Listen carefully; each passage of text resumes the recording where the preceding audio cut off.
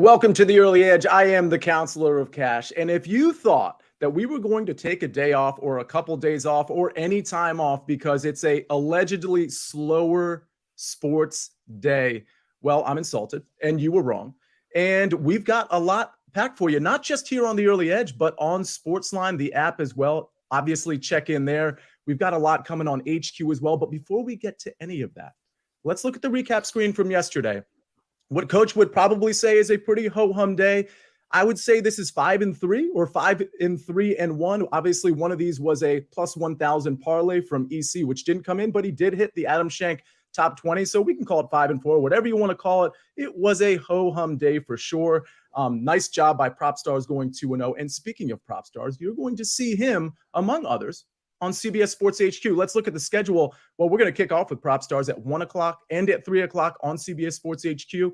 And then if you're running low on coffee, well, no worries. Chip Patterson will save you at 4 o'clock. And then he's coming back at 6 o'clock with the maestro, Larry Hartstein. And then Larry Hartstein, he closes it out for the Early Edge crew at 8 o'clock on CBS Sports HQ. Make sure you are dialed into that. It's such a good product. Well, speaking of good products, we got to bring on the stars of the show, none other than the aforementioned maestro, Propstarz. And of course, Buckets is here because we cannot have a home run derby conversation without the man, the myth, the legend. And I'm not even saying that facetiously. Buckets, man, you're the guy. And I got to say, we have a Pick the Prop segment right now. Let's put it up. And believe it or not, folks, everybody in the chat, thanks for being here. Hit the like button. I'm going to Buckets first. I think I kind of have to. I think this is sort of an obligation of mine. They got to, right? The 2023 Home Run Derby, Buckets has been on fire somehow. We can't explain it. It's just one of those phenomenons that comes around every decade or so. And we're just like, all right, this is what it is. And I got to ask you, Buckets, who is going to win the 2023 Home Run Derby? Well, first of all, Sia, we all obviously know what facetiously means, so we're not even going to talk about that. We're just going to move right past it here and focus on seeing who is going to go the yard the most tonight here. And I did learn this morning when I was talking to AB on Twitter that we cannot go off the board here. People are participating only on that list. I'm not going to give out an Ohtani or Soler or anything like that. But what I am going to do is give one guy here a chance at redemption because I believe in second chances here. So Adolis Garcia at plus 650 to me, Sia, that is something that has a little bit of value considering the fact that both Proppy and I backed him to get home runs the last 2 days, and he didn't. So I don't want to say he owes us here, but at plus 650, I'm going to be honest, I kind of think he owes us here. Yeah, I mean, I don't hate it on Garcia. Maestro, I'm going to go to you next. Who do we like in the 2023 Home Run Derby? Do we agree with Buckets or are we going somewhere else? I actually like Bucket's play of Adolis Garcia. He does have the highest barrel percentage in the entire field, 8 homers in his last 20 games. But still, I'm going to go with Vlad Guerrero. And had an article on SportsLine. He was plus 450 when it came out. Now he's down to the second choice. It was Luis Robert was the second choice. So interesting, the money coming in on Vlad. This guy has the highest exit velocity in the turn, so in the group of people who are here, number 6 overall at almost 95 miles per hour. 91 homers is what he did the last time he was in. That was in 2019. That's a record. He lost by 1 to Alonso in the final. He has his same pitcher, John Schneider, who was the bench coach then. Now he's the manager pitching to him. He also has an easy first-round matchup against Mookie Betts, who we'll hear about more later. Great story that he's in the Derby, but really not a threat to win it all. So Guerrero, the numbers are not good. 13 homers. I mean, that's got to be one of the lowest in the field, if not the lowest. But when he gets in this event with that exit velocity and he changes his launch angle because he's only trying for homers, he's not trying for line drives, I think there's good value on him at plus 360. Bulletin board material for Mookie Betts. Proppy, I'm coming to you. I have a feeling you like Vlad Guerrero. I don't know if you like him to win it or not. I have a feeling you like him, and I have a feeling just from previous conversations that maybe you want to fade Mookie. But first, I got to ask you a question before we get into any of that. Do you know how many days away we are from NFL kickoff? I am knee-deep in NFL futures right now. I wish I could give you an approximate date. I want to guess we're somewhere in the 80 to 75 range. Much less in the chat. If you think you know the answer to that, I don't want you to look it up. Just throw out a number. Put in the chat what you think the number is, and we'll get to it. Here's a hint. Luke Kuechly, London Fletcher. Okay, Propstarz, where are we going to win the 2023 Home Run Derby? Yeah, I'm back in the maestro here. Shout out to my guy Buckets. I do love me some Adolis Garcia, but we're going Vlad Guerrero Jr. Love this spot for him. Larry mentioned only 13 home runs this season, a low number, but he's second in baseball in hard hit balls. 95 plus mile per hour pitches or higher, behind only Ronald Acuna Jr. Larry also mentioned John Schneider on the mound. That was the guy who threw him balls in 2019, where he broke the record, 91 home runs hit in that, finished just one shy of Pete Alonso in the finals there. Also, his father won the Home Run Derby. I love it from a story standpoint. Could become the first father-son duo to ever win the Home Run Derby. A few more components that I like about this is if you look at the majority of Vlad's home runs this season, they've come on pitches right down the middle, in the middle of the strike zone and inside. And so considering that this is literal batting practice for these guys, he should get a ton of pitches where right down the middle and inside so he can pull them, which is really advantageous, particularly at T-Mobile Park, which is a hitters-friendly park for right-handed batters in particular. So I think all these things really line up for Vlad. Also, he was 19 back when he set that record for 91 home runs in the Derby, finishing just one shy. He also had the most home runs in a single round with 40, I believe, in the second round. So love Vlad Guerrero in this spot. And yeah, the majority of the money's on him for a reason. Yeah, I like the reference, by the way, to Vlad Guerrero Sr. here, because, you know, those two are the only, there's two father-son combos who have hit 40 home runs or more in their career. Obviously, Vlad Guerrero Sr. and Vlad Guerrero Jr. are one, and it's Cecil Fielder and Prince Fielder who are the others. And by the way, Prince Fielder had to retire due to neck surgeries in 2017. Does everybody know, this is a really fun stat, does everybody know that he retired with 319 home runs, the same number of home runs as his father, Cecil Fielder? That's just like mind-blowing. I think that's just super interesting, fun, classic baseball stats. And we're going to get to more baseball. And we're going to get to my actual pick to win the Home Run Derby when I give out my actual pick. But before we do any of that, we got to hear a word from our partners. Get breaking news. Big news coming out of the NFL today. Highlights and instant reaction. The largest final round comeback in tour championship history. We're down to the final four. I just want to take time to analyze greatness. Talk winners and losers with a guy who's already a big winner. CBS Sports HQ. It's all sports all day long. We are back. This is the Early Edge. It's a Monday. It looks like a short slate of things to talk about, but we're always going to be here for you. So I want you to keep that in mind. We'll be here tomorrow. We'll be here the next day. The Early Wedge, we're going to be doing that at 3 o'clock, our regular time for the Scottish Open. We will be here all week on the Early Edge, all week on HQ, and of course, everywhere on SportsLine. So make sure you're signed up for that. Proppy, I kind of want to go right back to you. I think the Vlad Guerrero takedown in the Home Run Derby is just a really nice segue to your matchup.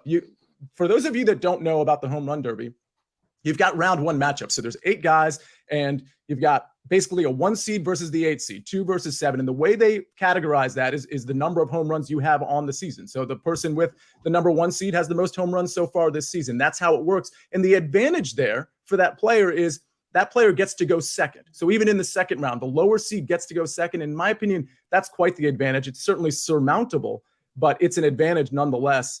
In round one, Proppy, you've got Vlad Guerrero Jr. over who? Yeah, over Mookie Betts. Shout out Mookie Betts. Love Mookie Betts. Big time chalk here, but not even Mookie Betts thinks that he has a chance to win the Home Run Derby. Mookie possesses incredible power for a guy his size, but he's listed 5'9", 180 pounds. A guy at that size and weight has never won the Home Run Derby. He also admitted he is literally only participating in this event because his wife encouraged him. Mookie is quoted as saying, and I quote, "Let's be real. I'm not a power guy. Do I have some home runs? Sure." That's not exactly inspiring confidence as well. Also, look at his average home run distance this season, 397 feet. That's 168th amongst 264 players who qualified. If we look at 5 of the 7 Derby competitors this year, including Vladimir Guerrero, he'll match up with obviously in this bet, they're at least 5 inches taller and 40 pounds heavier than Mookie. Also, you can get additional bonus time if you hit at least 2 home runs over 440 feet, which just seems almost impossible for Mookie. So not only is he going to have to beat guys with significantly more size in a power competition, he's also going to potentially have 30 fewer seconds at his disposal. So I think this should be close to minus 350, honestly. So backing Vlad Guerrero here over Mookie Betts. I know it's shocky, but I really think he should be a significantly larger favorite. Yeah, and this makes sense. I mean, we don't like to lay a lot of juice, but in stuff like this, it actually makes sense to pay the juice because of, the Mookie Betts statements themselves are really interesting, Proppy. But even without those statements, this looks like, you mentioned it, 5'9", 5'10", 180 pounds. He doesn't really match up. And by the way, Dustin's in the chat. He says, shout out to Nashville native Mookie Betts. Fun fact about Mookie Betts before we get to my pick. Not only is he only 5'10", 180 and, smashes home runs.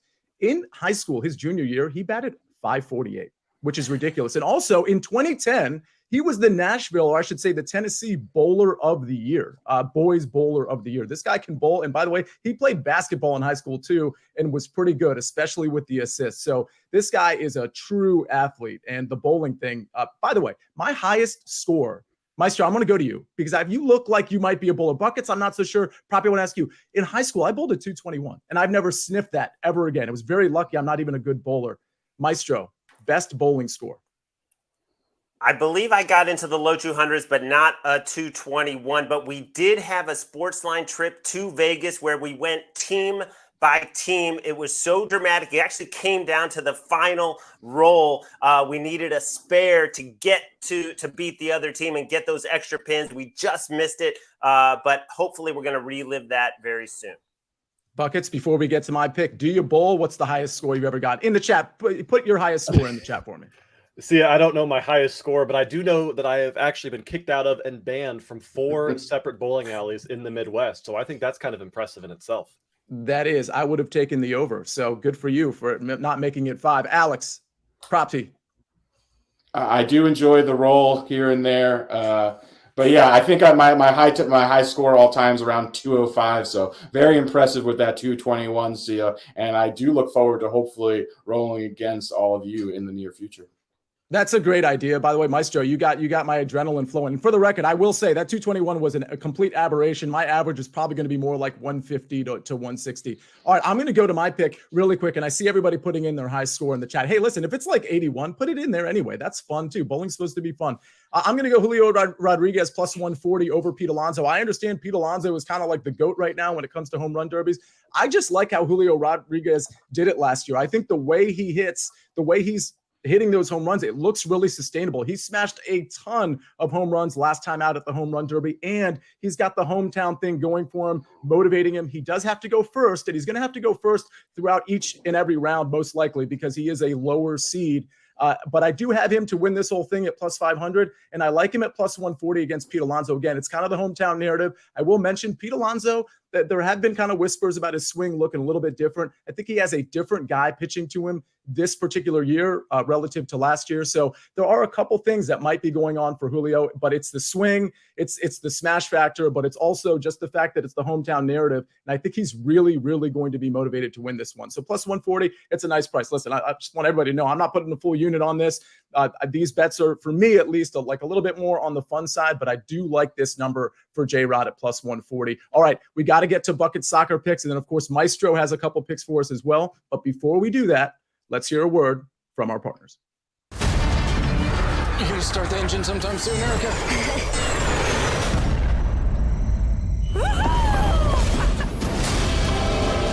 Do you know the odds of all of us being here at this time? It's improbable, and yet here we are, together. Hold on to your saddles.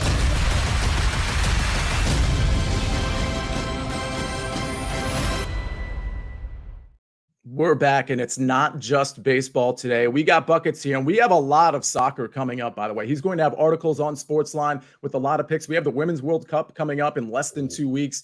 But today, we've got some picks. And I think some of these picks, buckets, I think maybe one of them is for tomorrow and one of them is for today. But you've got two either way. Clarify and let us know.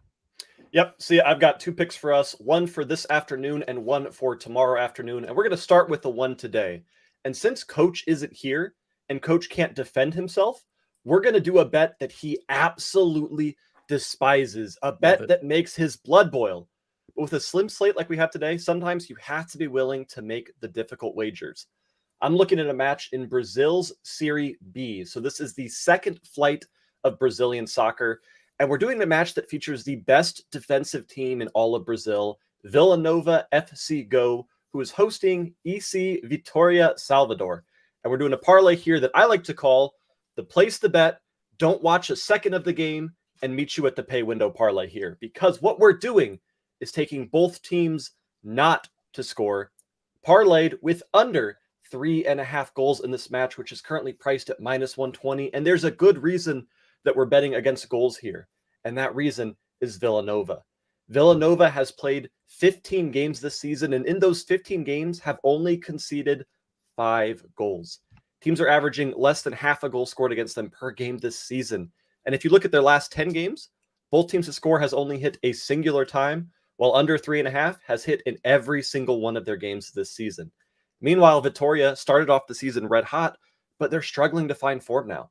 Vitória has not scored in 3 of their last 5 matches and in 2 of their last 3 games on the road.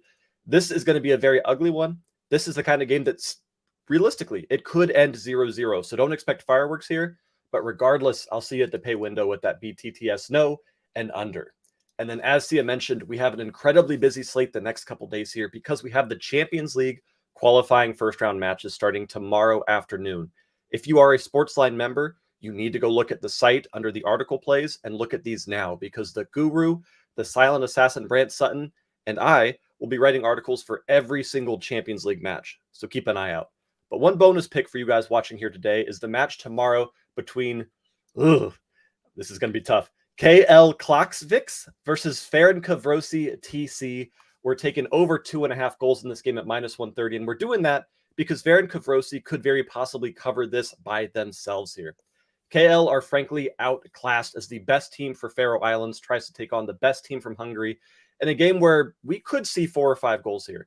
Ferencvárosi is the kind of team that does not slow down, and they've got a lot of European experience in these qualifiers, so expect them to not show mercy on the Klaksvik side that would be happy to score 1 goal here, frankly. I'm looking at a 1-3, 1-4 kind of score line, and with the over 2.5 being the line, I'll take that all day, Sia. Love it.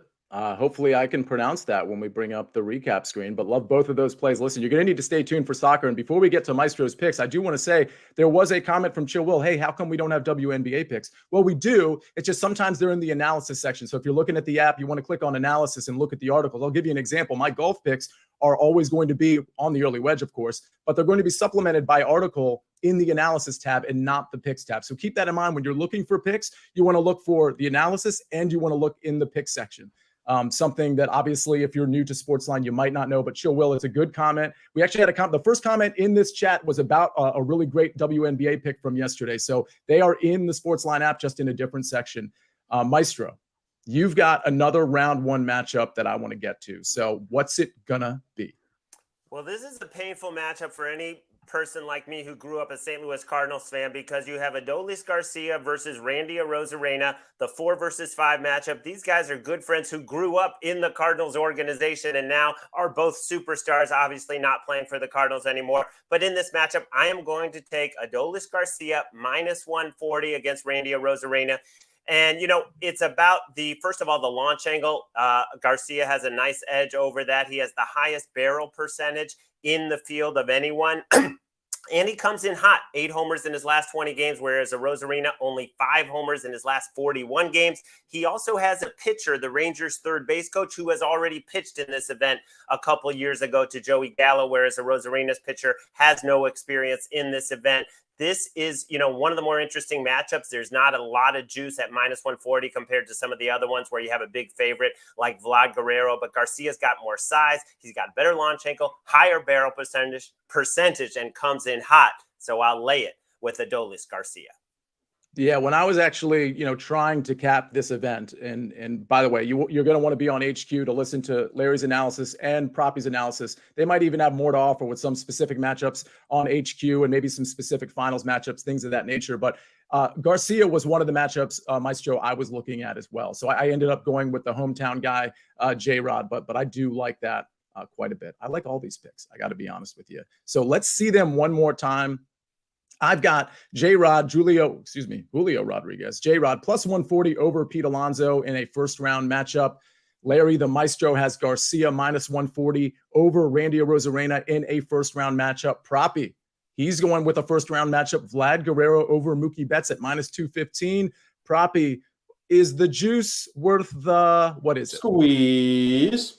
It sure is. And Buckets with 2 soccer plays, one today, one tomorrow. Stay tuned for so much more from Buckets when it comes to soccer. He's got Klaxvik versus Ferencvarosi. TC over 2.5 minus 130. And then he's got Villanova, Villanova, I don't know, but I don't think Kerry Kittles, Mikal Bridges, or Jalen Brunson are on this squad, but I think they're gonna come out anyway and have the BTTS no, and that's both teams that score no, plus the under 3.5. So we're looking for good defense from Villanova. We know those Big East teams can produce good defense. That's minus 120. Ladies and gentlemen, we had a full show, but not a full slate of sports, because that's what we do here on the Early Edge and at SportsLine. We're trying to educate. We're trying to entertain. Drop some Mookie Betts stats for you. We dropped some Prince Fielder and Cecil Fielder stats for you. Vlad Guerrero Jr., Vlad Guerrero Sr. We tried to give you some picks, and hopefully these picks will come through. We're going to be all over CBS Sports HQ later today. Early Edge in 5. We're always here. We'll be here tomorrow. Same place, same time.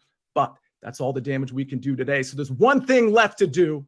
You've got your marching orders. Let's take all of these tickets straight to the pay window for Proppy, for the Maestro, for Buckets, and for Jake the Snake on the 1s and 2s and 11s and 12s. I am your counselor, and we rest our case.